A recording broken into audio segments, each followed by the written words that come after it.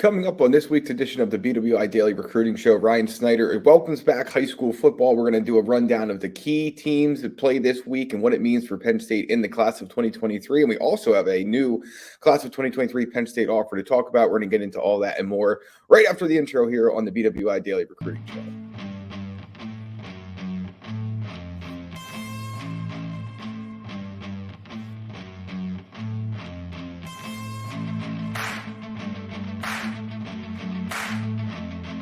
He's Ryan Snyder. I'm Greg Pickel. It's the BWI Daily Recruiting Show, Tuesday, August 23rd. Ryan, it's an exciting time of year. I don't know where the summer went. I don't know how kids are going back to school all of a sudden, but we're there. The summer is gone. June, July, and most of August have flown by.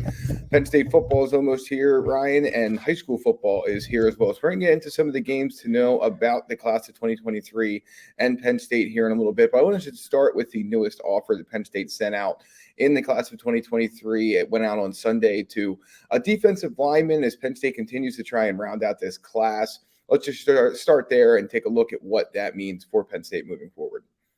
Yeah, I'm shaking off the vacation rust over here, knocking my microphone over. Sorry about that. If there was a big bang there for everybody. Sam Greene from St. Francis, 6'2", 260-pound defensive lineman.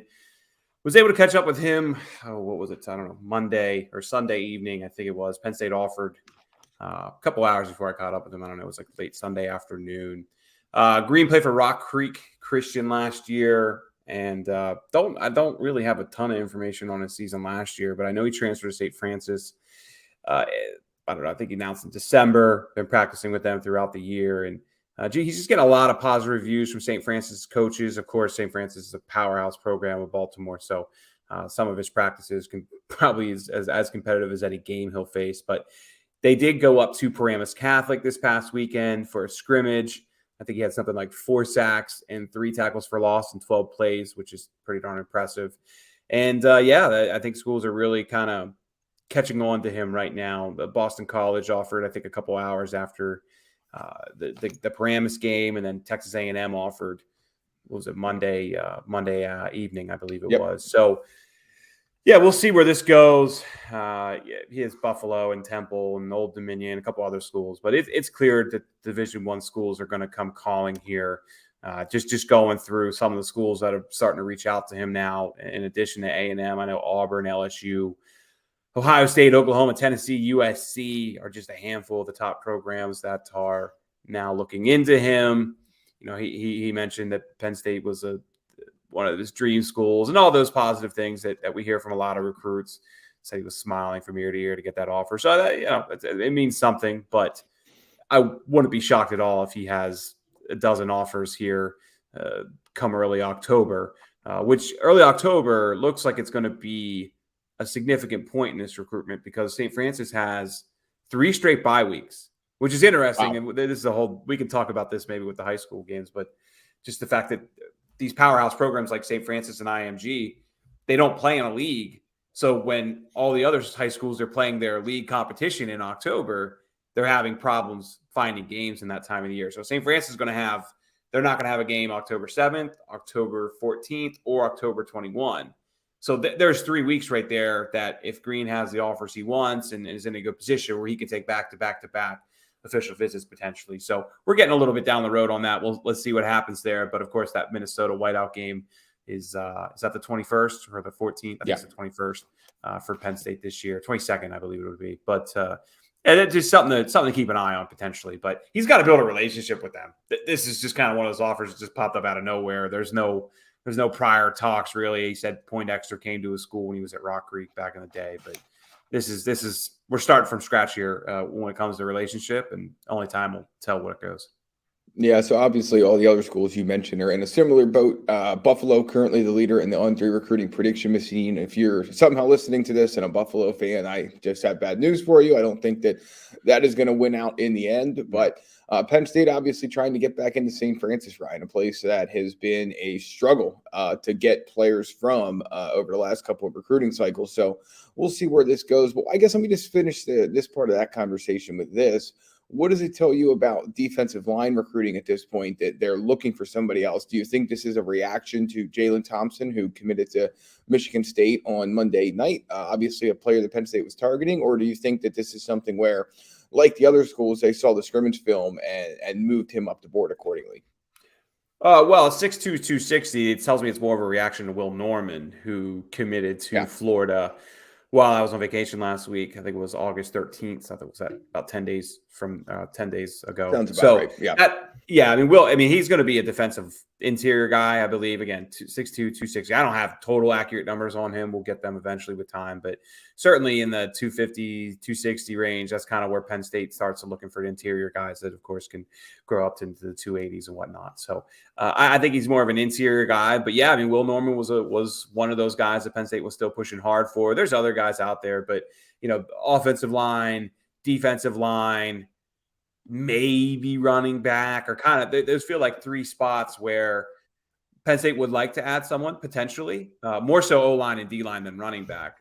But just where they're going is kind of up in the air. And we're at the point now where you got games coming up, right? So let's evaluate before you start pushing for players that you have old film for, or you don't have reliable info for. I mean, we're switching a little bit here, but I've been digging on O-line now for the past couple of days since I've been home, and just everybody I speak with is just like, there's really not a lot of movement with any specific player or two.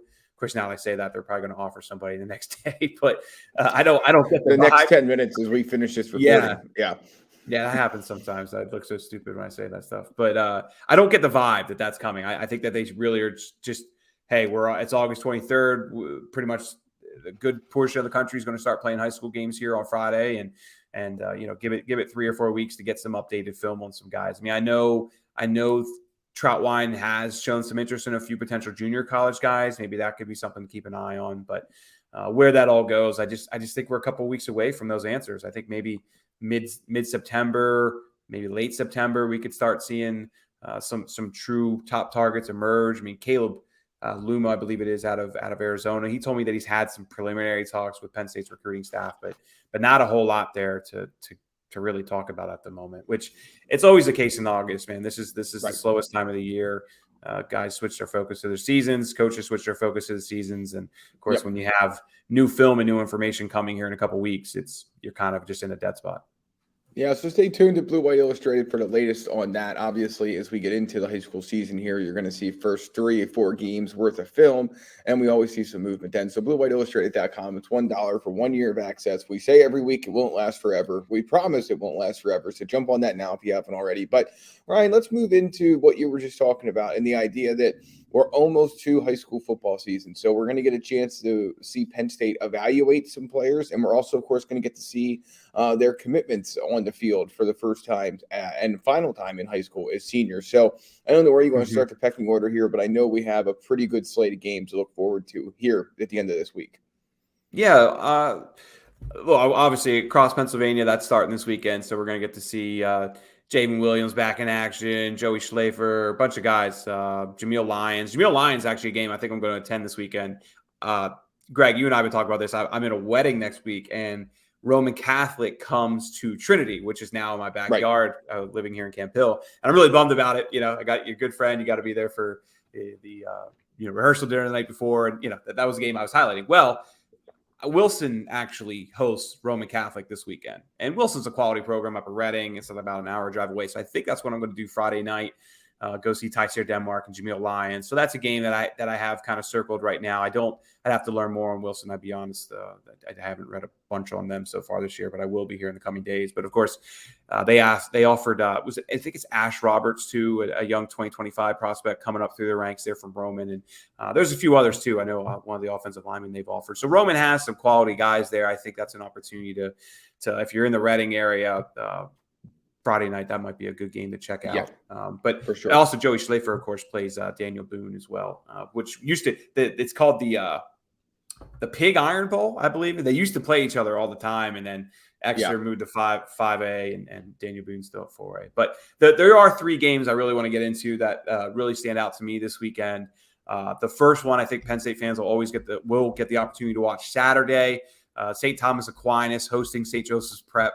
what's hilarious to me about this one is we have the Philadelphia powerhouse going down to Florida, and the 2 Penn State commits are on the Florida team and not the Philadelphia powerhouse. What are the odds of that? Yeah, what are the odds of that? Right. Yeah, and I would even argue that Jordan Lyle, who's the 2024 running back who's been up to Penn State twice now and hasn't visited any other school. That's just crazy to me, too, that a young, prominent 2024 prospect from Florida has visited Penn State twice, but not a single other team in the country. He's another guy that I think Penn State has a real foot in the door with over some of the guys at St. Joseph's Prep. Now, don't get me wrong, David Washington will be a guy Penn State considers hard. And, of course, Anthony Sack is a 2025 guy that we're going to be talking about a ton. But, yeah, I can make the argument right now that the 3 prominent guys in this game are all on St. Thomas Aquinas. But, of course, King Mack, Conrad Hussey are going to be in this game. This game is on ESPN at 12 p.m. Eastern time on Saturday. So I know Penn State fans are excited to watch some football. Of course, I am as well. And I think that's a great way to start your Saturday. Is the Northwestern Nebraska game at noon for Fox? Was literally just looking. It's in Ireland. So I would think it would be. Like Fox loves to have noon games, and it's in Ireland. Yes. Yeah. But anyway, you can flip back and forth, watch some Big Ten ball, watch Penn State's 2 future. No, Ryan, it actually is going to be. Well, it's a 5:30 local time start, so now they're going to make me do some math. That's noon. That's noon. Yeah. That's noon. 5:30 in Ireland. It'll be 12:30. Yeah. I went to England once, so I always know it's a 5-hour time difference. Gotcha. I'm a big soccer guy, so that's anyway. I'll bore you guys later with that stuff. But yeah, that's a fun game to watch. Of course, Omillio Agard's in there. I've talked about Omillio a lot. I mean, I think Penn State will be top 5 or so with him, but I just think in the end he's going to end up down south. Brandon Raymond's a pretty good wide receiver prospect for St. Joseph's as well. But Samaj Jones, they also offered a quarterback prospect. We'll see where that goes. I think it's clear Jaden Bradford and a few others are ahead of him at the moment. But as a quality game, I think Penn State fans should keep an eye on this weekend as well. 2 more I'll roll into quick. Bishop McDevitt taking on Ematep Charter. That is in the Chambersburg Peach Bowl, which is a pretty cool thing Chambersburg's doing this year, where they're having 6 games, I think 2 Friday and 4 on Saturday. And I think the biggest game of the week is that Ematep Charter Bishop McDevitt game. Though I will say Harrisburg's playing St. Vincent Pallotti on Friday as well. That should be a fun game. And I know Steel High is playing somebody. Of course, Steel High has some quality players there. But Ematep, Bishop McDevitt, I think fans, anyone who follows Pennsylvania high school football knows those 2 programs well. They both made it to the state championships last year, both lost in the state championships last year, and both schools have a ton of prospects. Of course, McDevitt's powerhouse here in Harrisburg. Rico Scott, 4-star wide receiver. It's going to be a pretty important prospect for Penn State this year. He'll be the guy that I'm really focused on. And the big reason this is the game I'm attending Saturday is Rico Scott should be lined up with Kenny Woosley, the majority of that game. Of course, Ematep Charter's 2024 up and coming cornerback. So watching that dynamic there. Of course, you have Stone Saunders, the 2025 quarterback for Bishop McDevitt. He's got some quality offers there. And Bishop McDevitt has a ton of other players too. Marquise Williams, of course, he's headed to Minnesota. You have Gabriel Rena, Virginia Tech offensive lineman. There's a few others there for McDevitt. And then, of course, Ematep Charter has Samaj Bridgman, who was originally at Archbishop Wood, just transferred to Ematep in the offseason. Ramir Stewart's still out there, 2023 guy. I really don't think he's going to end up at Penn State at this point, but he's got some quality offers and he's a quality player. And just one of those guys who's just been very laid back with his recruitment, hasn't been taking as many visits as so many other guys, and just feels like a recruitment that's going to go to the end. So maybe if Penn State has some room at the end, they'll find room for him. But right now it feels unlikely. Then 2 other guys I got to mention for Ematep Charter, Jabri Wallace-Coleman, 2025 running back who committed to Georgia not that long ago. Didn't see that one coming. And then Zahir Mathis is going to be a really good prospect for Ematep as well. He's another 2025 prospect. So some good guys to keep an eye on there. And then we got one more game for the weekend too. Dowling Catholic, which I never thought we'd be talking about. West Des Moines rivalries. I never thought we'd get into Iowa high school football, period, but here we are. Yeah. Hey, man, Iowa has a little more talent than people give it credit for. I was going through those Iowa rankings the other day and was just I was a little surprised with the talent that they have there in some places. But anyway, Jaxon Smolik's return. against Southeast Polk. These two played each other last year. T. Frank's got the highlights up there. This was the state quarterfinals last year. This was Smolik's fourth game back. This was ended up being his final game of the season. They end up losing this game to Sir Polk, and then Polk ends up becoming the state champion. So we have Smolik's start of his senior season against the defending 5A champion in Iowa, and 5A in Iowa is the highest classification. So these are the two biggest schools, or two of the biggest schools in Iowa, duking it out here to start the season. Dowling Catholic won 7 straight championships leading up until the COVID year in 2020, and then they've had 2 years where they haven't, made the playoffs, but haven't made that state championship. So of course, everybody out there is hoping the Smolik stays healthy, which I think Penn State fans are hoping as well. And this will be a big test for him, especially when it comes to rankings. This is going to be one of his toughest teams of the year. There's 3 teams that really stand out when I look at that schedule, and if he's going to move up and potentially maybe even, I don't know if he'll become a 4-star, but higher 3-star rating, or maybe even a low 4-star, he has to perform in games like this. So just seeing how he does this weekend. And then in 3 weeks from now, or in 2 weeks from now, he's going to play against J.J. Cole in Acme 2, which is going to be another powerhouse game. So those 2 games, he's got 2 massive games in the first 3 weeks of the year. And I think how he performs there and getting the full film from that will have a big impact on where Jaxon Smolik ends up in the rankings. So that game's going to be live streamed on the 26th at 7:45 on YouTube. So if you search Awesome. Dowling Catholic, you will be able to find that game on YouTube. It looks like it's on it's not the BWI Illustrated channel, of course. We wish it was, but it's CISN.TV is the channel there. So you can check out that and obviously discuss it with us inside the Lions Den premium message board. But yeah, just a couple thoughts on those games, Ryan. Obviously, I think we're going to get into here in just a second the commitments that we're most interested in seeing film of this year. And of course, I mean, Smolik is number one. There's no doubt about that. Obviously, with the injury and the rise that he had and the fact that he's a quarterback, there's just no question that he's one of the players I think Penn State fans and anyone who follows this program in any way are really interested to see what he looks like with pads on the field. And I know when you talked to Charles Power about that and his outlook on Jaxon Smolik, that was one of the things he said too, that simply they want to see they're excited to see what he looks like in pads this year. So we'll get a chance to check that game out for sure. And then on the other quarterback front, when you go back to McDevitt, I'm very curious to see how Stone Saunders progresses in year 2 at Bishop McDevitt. Obviously, he is a highly regarded, was highly regarded as a freshman. Now he's in his sophomore year. So we'll see. But yeah, talk about a star-studded weekend down in Chambersburg for sure. I think that they're putting on a really neat thing there. And then, as you note, the game between St. Joe's Prep and St. Thomas Aquinas will be on ESPN as well. So there's plenty of football out there to watch this weekend, Ryan. The days of nothing but baseball, NASCAR, and golf are over. Yes, they are, which is I don't know. I enjoy those sports, but it'll be good to have football back. So the Peach Bowl schedule for Chambersburg, by the way, I'll roll through it here real quick. It's Steelton High Spire versus Bishop Canevin. That's a 5:30 kickoff to start it all off on Friday. You have at 8:30 then is that Pilate Harrisburg game. I was looking into going to that game, but because I don't think I'll be able to make the Roman Catholic game next week, I really got to see Roman Catholic when they come towards us a little bit. So I'm going to probably go there instead of the Harrisburg game. And then on Saturday, there's 4 games, Fairfield area versus Wimber area. There's some smaller schools there. William Penn, of course, running back committed to West Virginia. I'm drawing a blank on I'm out of my brain right now, but quality prospect there versus Woodland Hills. That EMATEP game versus Bishop McDevitt, and then Chambersburg will open up its season at home then to finish it all off against Central Bucks East. So some quality games there, but no doubt about it, that Bishop McDevitt EMATEP game is the one that if you live in Central PA, Chambersburg isn't really Central PA, it's down towards the border, but if you live a little, willing to drive maybe 40 minutes or so, that's the game to be at. That's definitely where I will be Saturday evening, and then I think I will be up in the Reading area on Friday to get a look at Nittany Lions and the crew at Roman Catholic. All right, it's BWI Daily Recruiting Show. It's Tuesday, August 23rd. We're rolling through another week, getting closer to Penn State, Purdue, and also, of course, to start a high school football. So, Ryan, let's wrap things up. A little bit of a shorter show today because, as we've talked about, throughout the month of August, there's just not a whole lot for us to kick around here. But let's talk about this idea of Penn State commits getting onto the field. And let's just take Jaxon Smolik out of play.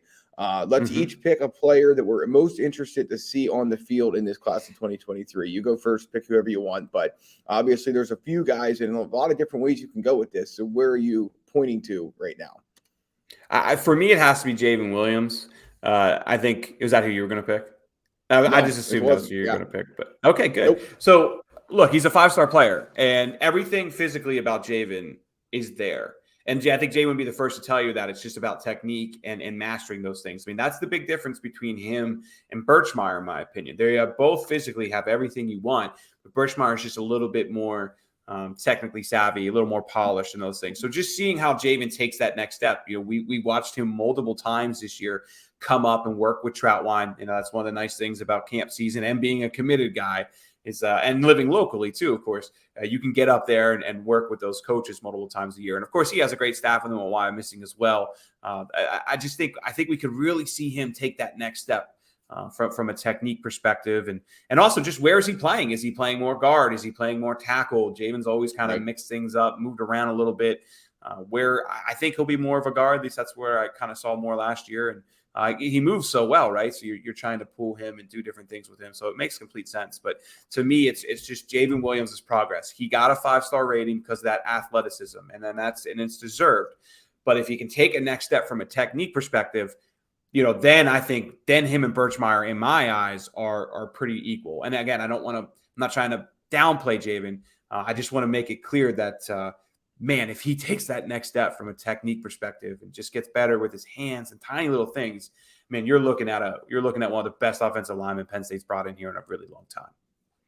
Yeah, so I'm going to stay on the offensive line as well, but I'm going to go with Anthony Donko. And the reason being is that when you look at Penn State's recruiting in this cycle, you have a guy like Williams, maybe he's a tackle, maybe he's a guard. Well, with Donko, I think he's probably the closest thing Penn State has to a tackle in this class, and we know that they probably want another one. But how does his senior year progress, and what does he show us by the end of this season that can get Penn State fans excited? Obviously, Penn State thinks he can be a player at the next level, but where does he fit in this class? Because this offensive line class, let's be honest, Ryan, I mean, it was at one point looking like it could be maybe the best one Penn State ever signs. And from a rating perspective, it may still be. But certainly, when they lost some guys like an Evan Link to Michigan or something along those lines, the buzz has dwindled a little bit. I think Donko can help bring that back. So he's one guy I want to see. And then, another one's Matthias Barnwell, because as we've talked about, he's listed now by On3 as an athlete, but where's he going to play for his high school team? It sounds like probably a little bit of everywhere. So I'm just curious to see what he does this season.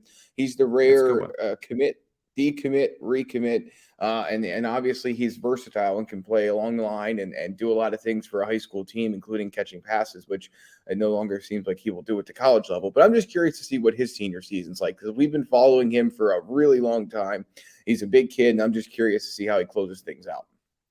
Yeah. I mean, Elliot Washington, just from perspective of he's already highly ranked, but I never watched Elliot Washington. I didn't really think he'd end up here. Right. So that's just a guy where I just haven't watched a lot. Right. So of course he's already highly ranked, and I'm sure he'll stay that way, but just kind of excited to see what he does at Venice. They play a powerhouse schedule as well. So you'll get some opportunities to see them, whether it's on YouTube or I got to check to see if they're on ESPN or anything like that, but they play some great competition, but there's a lot of guys to go around. I mean, Carmelo Taylor is just it's a game breaker. Right. And of course his film comes out really late.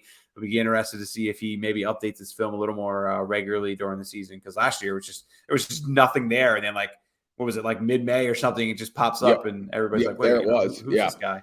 Right. So but Joey Schlafer, just how has Joey grown as a player? We know he's an excellent wide receiver athlete role. He's a little better blocking now, things like that. Not that he's ever been poor at it, but it's just every tight end can improve at that at the high school level. So there's so many guys. Donko's a really good one, though. That was one I didn't really actually think of too much, but he's one of those guys who he plays guard. He's just like Javen. He primarily plays guard for high school. Right. So does he play a little more tackle this year? That'd be a really positive sign to see. And honestly, it's probably something I should reach out to his coach about here in the coming days. So lots of guys to pick from. Ajani Shakir, of course. Bill Belton is now the head coach at Winslow.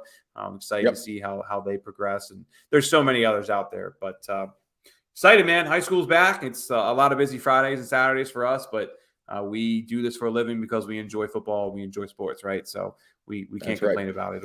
It'll be a fun time. Any final thoughts, Ryan, as we get ready to wrap up another edition of the BWI Daily Recruiting Show?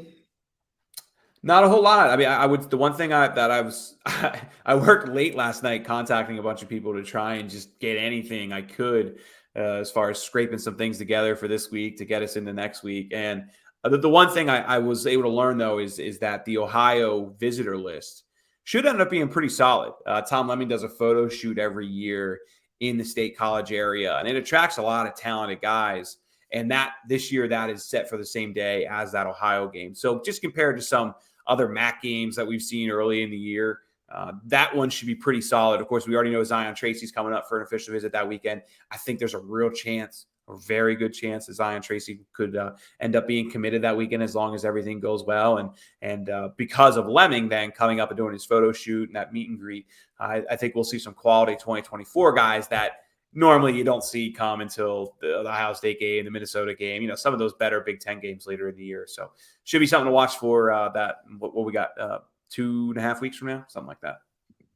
Yep, it'll be here before we know it. And as we always say, there's always something going on in recruiting. Not always a lot, but something. But that's about to change really quickly here, Ryan, as we get into the season and official visits and unofficial visits and all of that good stuff. So for Ryan Snyder, I'm Greg Pickel. That'll do it for this week's edition of the BWI Daily Recruiting Show. Stay tuned to BlueWhiteIllustrated.com for the latest Penn State football news and notes, high school football recruiting updates, and much more. And it's just $1 for 1 year of access. So join us today at BlueWhiteIllustrated.com. We'll catch you next week.